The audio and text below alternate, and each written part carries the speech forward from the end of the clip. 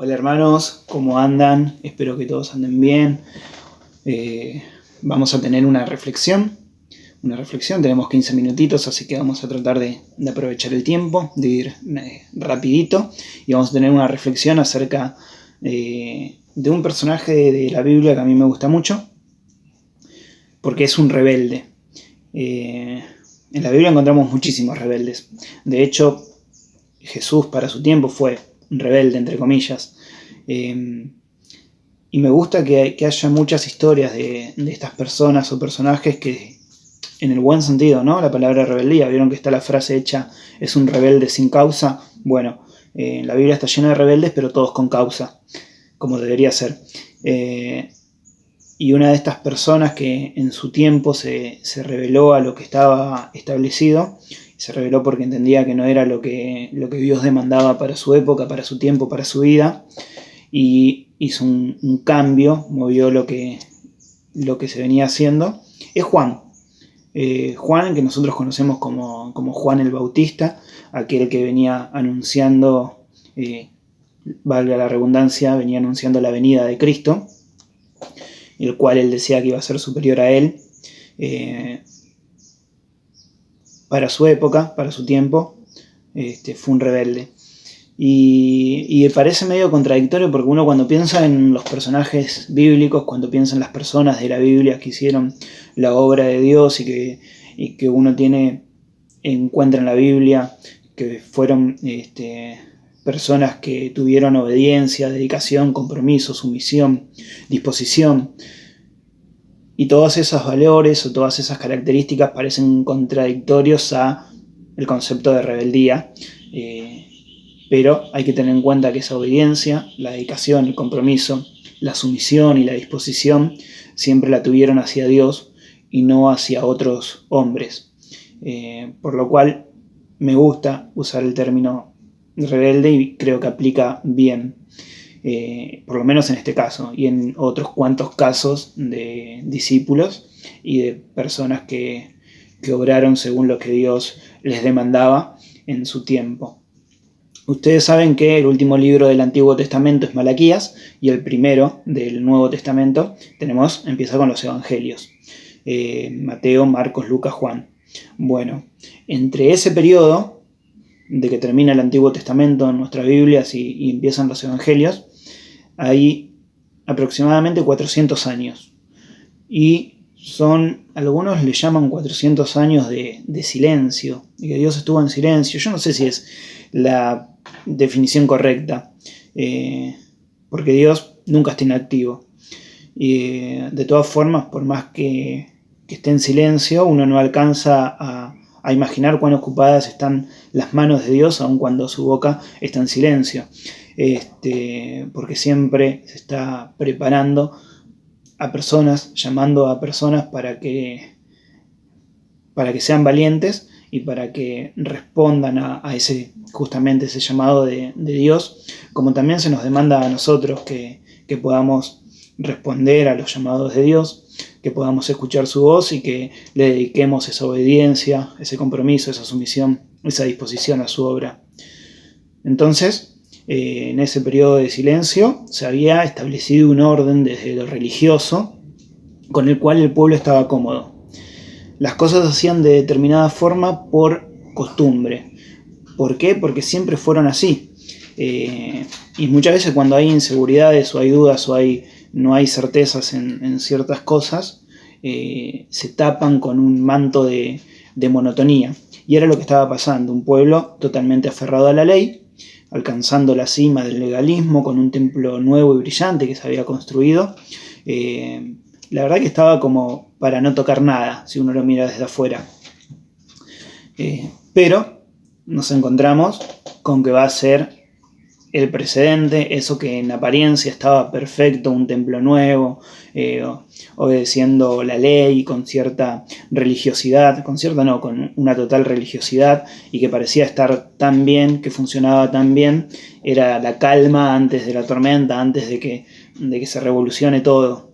Y 2 Pedro, capítulo 3, versículo 4, describe esta actitud y dice que desde el día que los padres durmieron, todas las cosas permanecían así como desde el principio de la creación. Nos describe esa actitud que había en ese periodo por parte del pueblo.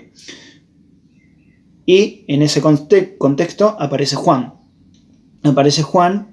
Y mire cómo es la presentación de Juan, porque yo digo que es un rebelde. Lucas capítulo 3, versículos 7 al 9, dice: y decía a las multitudes que salían para ser bautizadas por él: oh generación de víboras, ¿quién os enseñó a huir de la ira venidera? Haced pues frutos dignos de arrepentimiento, y no comencéis a decir dentro de vosotros mismos: tenemos a Abraham por padre, porque os digo que Dios puede levantar hijos a Abraham aún de estas piedras. Y ya también el hacha está puesta a la raíz de los árboles. Por tanto, todo árbol que no da buen fruto se corta y se echa en el fuego. ¡Wow! Ahí aparece Juan moviendo un poco los cimientos, moviendo un poco la monotonía de la época. Y podemos decir un poco que la ley fue hasta Juan. Lo podemos decir porque lo dijo Jesús en Lucas capítulo 16, mismo libro. Damos unas páginas más adelante. Capítulo 16, versículo 16, dice: y la ley y los profetas eran hasta Juan. Desde entonces el reino de Dios es anunciado y todos se esfuerzan por entrar en él. Y acá nos encontramos con el personaje en la persona en la cual quiero reflexionar un poquito, para que también nos lleve a nosotros a preguntarnos, a hacer una reflexión hacia nosotros mismos. Tenemos la situación planteada, el contexto, un contexto de religiosidad, de monotonía, donde todo se hacía más o menos bien para, digamos, lo justo, lo necesario, donde era, como hoy en día podríamos decir, era para las redes. Esa religiosidad era para las redes. ¿Vieron? Uno dice, era para la red. ¿A qué se refiere? A que uno puede, en las redes puede engañar a cualquiera. En Instagram, en Facebook, en WhatsApp, en donde sea, podés engañar a cualquiera. Te podés levantar, agarrar la aplicación de la Biblia en el celular, compartir versículo y lo mandás a todo: Facebook, Instagram, WhatsApp. Después, tal vez ni leíste el versículo, o ni reflexionaste en el versículo, o no tenés una relación con Dios, pero para las redes está espectacular, y el que lo mira afuera dice: pero mirá que bien. Es como yo con esta estantería que tengo acá al fondo. La otra vez que grabé un video para una presidencia, lo grabé en otro sector de mi casa, y la verdad que no le di mucha importancia al fondo, mal por mí. Después mi esposa me retó y me dijo: mirá dónde grabaste, se ve esa puerta que está despintada, el marco de la puerta. Así que tenía dos opciones: o pintar el marco de la puerta o cambiar de lugar. Así que acá me ven, en otro lugar. Y ahora tengo esta hermosa estantería con libros, de los cuales la gran mayoría no los leí, pero me hacen quedar espectacular. Bueno, así era esa apariencia de religiosidad y de relación con Dios que había en el tiempo de Juan. Una falsedad. Y es lo primero en lo que debemos reflexionar. A ver si nosotros hacemos las cosas por religiosidad, por apariencia, por aparentar, o verdaderamente tenemos una relación con Dios y estamos tratando de ver qué es lo que Él quiere para nuestras vidas. Entonces, ahí aparece Juan en ese contexto. Y va en contra del pueblo que Él mismo estaba bautizando, que venían a Él y les dice de manera muy dura, generación de víboras. Y obviamente esto genera un alboroto, genera que los religiosos del momento vayan a Juan y le consulten quién era él. Y eso es lo que podemos encontrar si volvemos a Lucas capítulo 3. Le preguntan a Juan: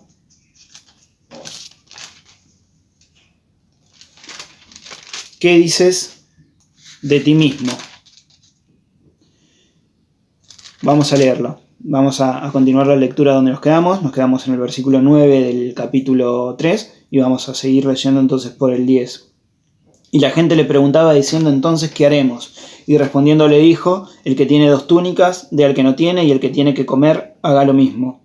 Vinieron también unos publicanos para ser bautizados y le dijeron: Maestro, ¿qué haremos? Él le dijo: no exijáis más de lo que está ordenado. También le preguntaron unos soldados diciendo: ¿y nosotros qué haremos? Y le dijo: no hagáis extorsión a nadie, ni calumnies, y contentaos con vuestro salario. Como el pueblo estaba en expectativa, preguntándose todos en sus corazones si acaso Juan era el Cristo, respondió Juan diciendo a todos: yo a la verdad os bautizo en agua, pero viene uno más poderoso que yo, de quien yo no soy digno de desatar la correa de su calzado.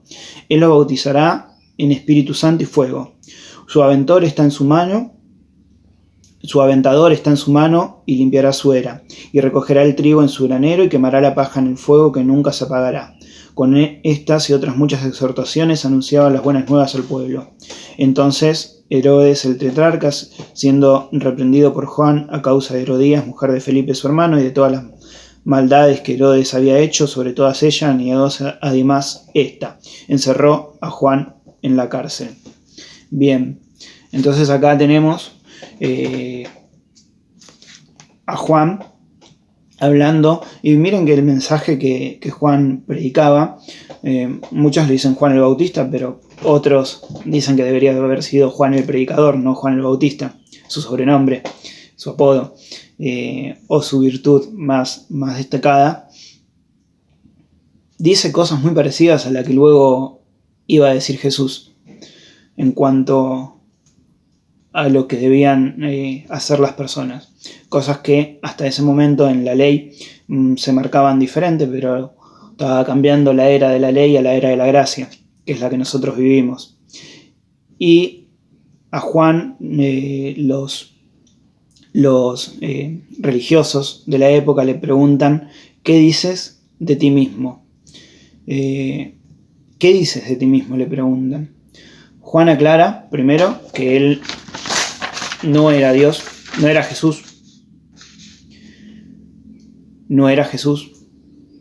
Y está bueno para nosotros también pensar en que muchas veces nos fijamos en personas que son referentes para nosotros, porque son más grandes en edad, porque nos caen bien, porque tienen la misma edad, pero son nuestras amistades, porque están en eminencia.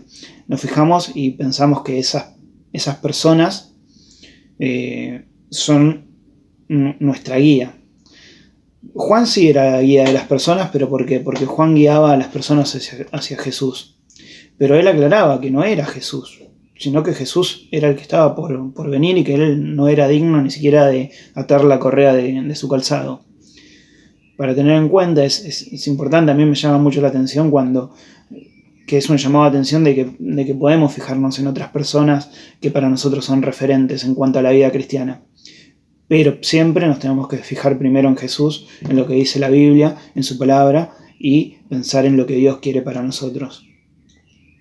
Y Juan dice algo importante que a mí me llamó la atención y con lo cual yo me sentí identificado, que es que Juan dice que no solo no tiene todas las respuestas, sino que todavía está intentando entender las preguntas. No dice eso en la Biblia, sino es lo que sacó en conclusión.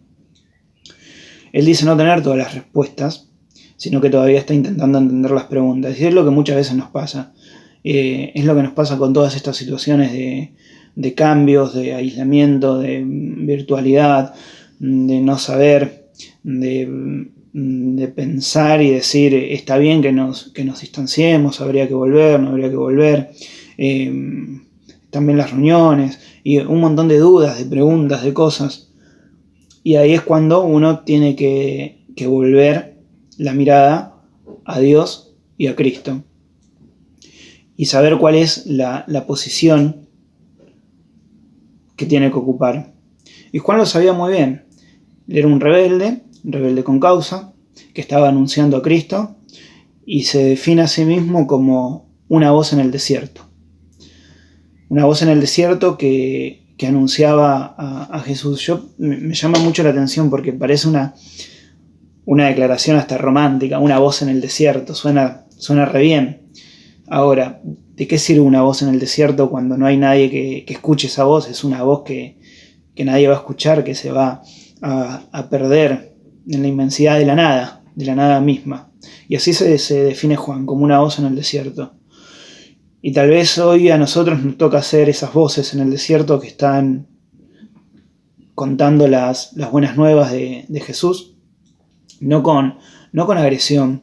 Noté mucho que cuando empezó, vieron cómo es esto de la cuarentena y de la virtualidad, uno puede ir a cuanta reunión quiera, de cuanta iglesia quiera, o lo mismo con los grupos de WhatsApp o los estados de WhatsApp, te empiezan a llegar y todo el mundo hizo un grupo de WhatsApp para compartir devocionales, versículos, y llega el momento en que en tu celular tenés 83 grupos de WhatsApp y todos están compartiendo más o menos lo mismo y te mandan versículos, más cuando empezó la cuarentena los primeros días, ya por marzo, hace meses, donde muchos se animaban a vaticinar que estábamos viviendo la peor época de la humanidad, y la cual era la prueba contundente de que la venida de Cristo era inminente y estaba cerca. Y la verdad que, hermanos, yo no sé cuándo va a ser la venida de Cristo. Tengo la certeza de que va a venir, de que va a venir a buscar a los suyos, pero no hay ninguna certeza, porque la Biblia así lo dice, de cuándo va a ser ese tiempo.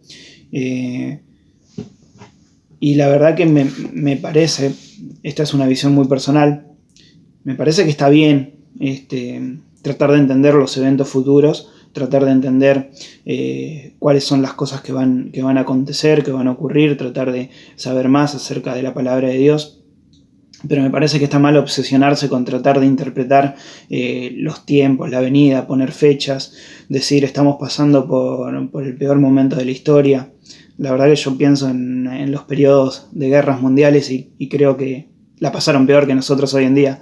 Me acordaba en esos momentos de cuando Francisco Paquito nos contó varias veces del púlpito cuando él tuvo que vivir la etapa de la guerra civil y calentaban cuero y chupaban el cinto de cuero para disimular el hambre. Y yo creo que hoy no estoy peor que en ese momento lo hubiese pasado ello. Y también pienso en el pueblo judío, todo lo que tuvo que pasar, el holocausto, y si yo le digo a alguien este es el peor momento de la historia porque Cristo está cerca, me van a decir puede ser el peor momento de tu historia porque no pasaste cosas peores, pero no es el peor momento de la historia.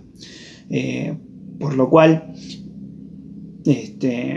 me parece que no es el punto en el que nosotros debemos centrar toda nuestra energía y nuestro esfuerzo. Les contaba, que vi muchísima cantidad de estados de WhatsApp y de devocionales que me llegaban a mi celular de diferentes hermanos, de diferentes congregaciones, de diferentes iglesias, de diferentes provincias, con versículos del Antiguo Testamento donde hablaban del juicio de Dios y demás, como diciendo el juicio ya está cerca, vieron que nosotros teníamos razón. Y la verdad que nosotros como cristianos no buscamos pruebas de nuestra fe, porque si buscáramos pruebas para sostener nuestra fe, ¿dónde estaría la fe? Creemos en Dios porque sabemos que es lo cierto, porque sabemos, porque hemos tenido un encuentro personal con Cristo que ha cambiado nuestra vida, y creemos que la Biblia es la palabra de Dios, y creemos por fe y somos salvos por gracia. No creemos por pruebas y no somos salvos por obras, son cosas que van de la mano. Y tal vez hoy en día sea el momento de ser esa voz en el desierto donde dentro de tanta paranoia, donde no se sabe, donde ahora con la vacuna también, que en la vacuna está el chip que va a ser la marca de la bestia, y que cuando vas al súper y te ponen la temperatura en la frente o en el brazo es porque te están preparando para cuando llegue la marca de la bestia y no puedas entrar a comprar. Y yo digo, paren un poco, está excelente, está excelente que conozcamos de eventos futuros, pero sabes que no me interesa, porque cuando llegue ese momento yo voy a estar con Cristo en el cielo. Entonces, si creo firmemente en que son las épocas finales del tiempo final, ¿qué cambió en mí? ¿Acaso dejé de trabajar porque creo que la venida de Cristo está cerca? ¿Dejé de estudiar? ¿Dejé de prepararme para tener una profesión a futuro? ¿Dejé de pensar en el futuro? ¿Dejé de planificar? Porque esa es otra pregunta. Si estoy tan seguro de que esto va a pasar y es inminente y es ya, ¿me afectó en algo? ¿Cambió en algo? Y acá es cuando vuelvo a Juan y él dice: somos una voz en el desierto. Y tal vez, hermano, sea nuestra oportunidad de ser esa voz en el desierto. Y lo interesante es que tal vez nadie nos escuche, porque estamos en el desierto. Pero tal vez sí, alguien escuche. Y alguien cambie su posición de muerte a una de vida eterna. Entonces, la pregunta en la cual ya terminamos y estaría bueno que terminemos reflexionando es: ¿qué dices de ti mismo? Si alguien nos preguntara hoy, me preguntara a mí: Jorge, ¿qué decís vos de vos mismo? ¿Quién sos? ¿Qué estás haciendo? Bueno, yo tendría muchas dudas para responder. Tendría que pensarlo muy bien.